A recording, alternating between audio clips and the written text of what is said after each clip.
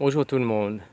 Ce sujet va s'adresser à propos des livres saints, Bible, Coran, Torah et tout ce qui en découle. Voilà. Un livre a été écrit par les hommes. Ce n'est pas la création de Dieu. Un livre est fait par des hommes. Et les livres, la Bible et tout ça, ne sont pas des livres de foi. Ce sont des livres de science pour nous apprendre à trouver la foi. C'est une grande différence. Aucun livre n'est sacré. Il est sacré par la parole des hommes, mais pas par la parole de Dieu. Par la parole de Dieu, il faut comprendre, il faut aller le trouver dedans.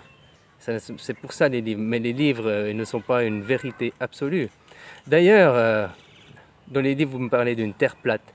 J'invite quiconque à me dire à quelle page, à quel verset, ou dans n'importe quel livre saint, c'est écrit mot pour mot, la terre est plate.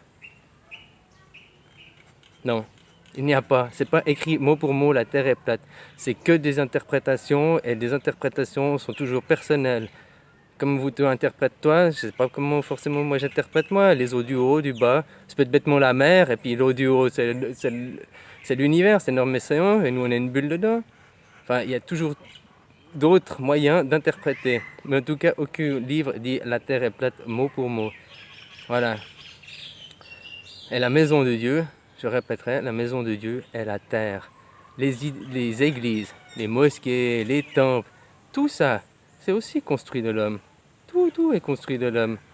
Et Dieu, il a dit qu'il est jaloux, il a dit tu ne feras pas statue d'or à mon image, tu ne feras pas d'idole. C'est le premier commandement. Hein. Qu'est-ce qu'une idole? Une idole, c'est quelque chose construit par les hommes pour le culte d'une divinité. Voilà. Donc une église, c'est construit par les hommes pour le culte d'une divinité. Une mosquée, c'est pareil. Un temple, c'est pareil. Voilà. Tout. Maintenant, si vous voulez prendre la Bible au premier degré, mot pour mot, priez devant un arbre, priez devant une fleur, un animal, quelque chose de la création.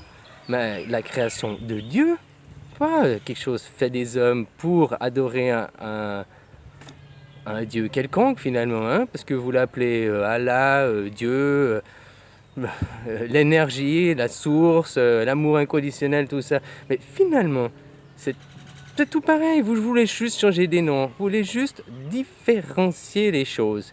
Pourquoi différencier et pas réunir? Dans chaque religion, il y a du bon et au final, c'est pour nous apprendre la paix, l'amour, pour vivre ensemble en harmonie et pas dans la destruction, dans la possession, dans la manipulation. Et le monde actuel, c'est ça, manipulation, perversion. Les gens qui sont au sommet, c'est des manipulateurs pervers narcissiques. Tous, et ils sont là, ils jouent avec nous. Et je parle pas des premiers politiques qu'on élit, hein, parce que là on choisit juste la couleur de notre maître. Eux-mêmes ont des maîtres.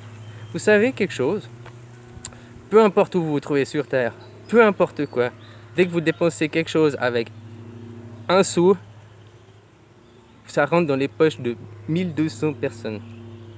Voilà. Tout l'argent, il appartient à 1200 personnes sur cette planète. On est 8 milliards et tout l'argent va dans 1200 personnes qui sont au sommet de la pyramide.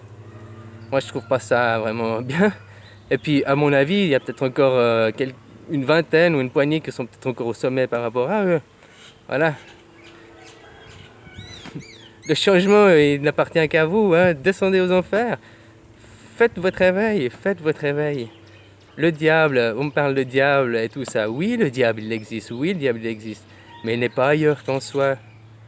Le diable, c'est notre côté manipulateur. C'est l'ego en nous. C'est l'humain. On est 50% des êtres humains, 50% des dieux. La part de Dieu, c'est la spiritualité. La part d'homme, c'est le diable en nous. Il n'y a pas besoin de le chercher ailleurs. Il ne faut pas dire il est. Il n'est pas ailleurs qu'en soi, le diable. Le mal, il est en nous. Il faut apprendre à contrôler ses émotions, se maîtriser soi-même. C'est tout un travail. Hein. Je ne suis pas à la perfection. J'ai encore un énorme travail à faire. Je suis au début de mon éveil.